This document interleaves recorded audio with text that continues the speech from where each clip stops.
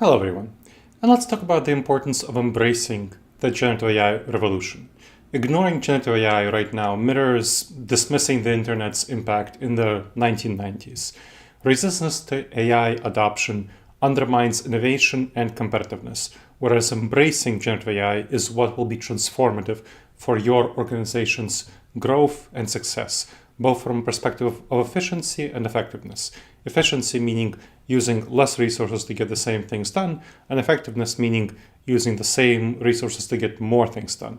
And generative AI can help you be both more efficient and effective at the same time, which is great.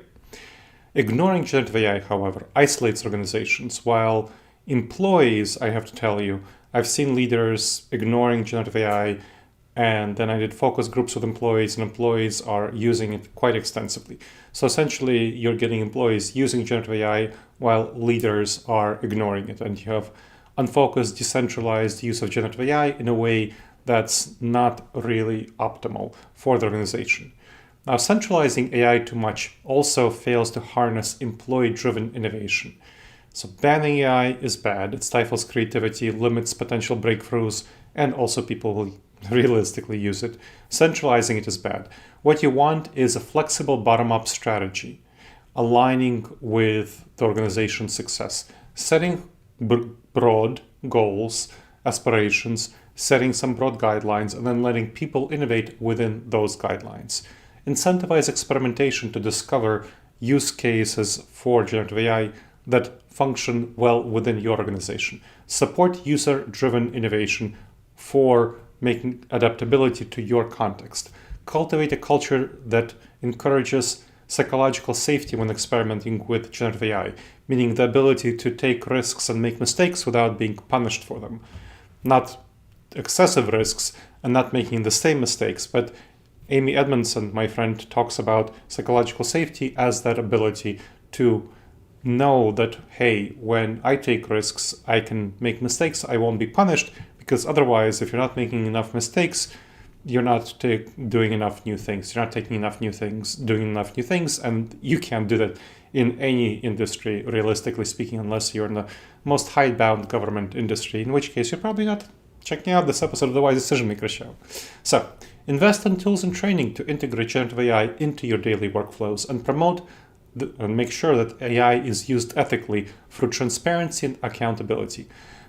Have AI risk management in place to make sure that generative AI adoption, that you address reputational risks, that you address bias, that you address public failures, prioritize thorough testing and risk mitigation to ensure reliability, and advocate for general risk management around AI more broadly as part of your any organizational bodies to which you belong. There does need to be some good regulation on this topic, and there has not been good regulation so far. So, let me tell you about a client case study of a mid-sized professional services firm that wanted to automate more routine tasks with generative AI tools. And employees were able to shift to focus to more creative and high-value work. So AI chatbots improved customer service efficiency, generative AI generated reports and various other tools that were helpful for customers, and generative AI boosted productivity by over 30% at that company. Now, another case study that I worked with, that I consulted for, was a Midwest insurance firm that used generative AI for risk assessment and for fraud detection. Well, it wanted to use generative AI for that. So we worked on creating predictive models to streamline claims and identify fraud more accurately. And we reduced operational costs by 15% through improved processes, and we enhanced customer satisfaction. So, resistance to AI definitely stifles progress, and adoption is what fuels success.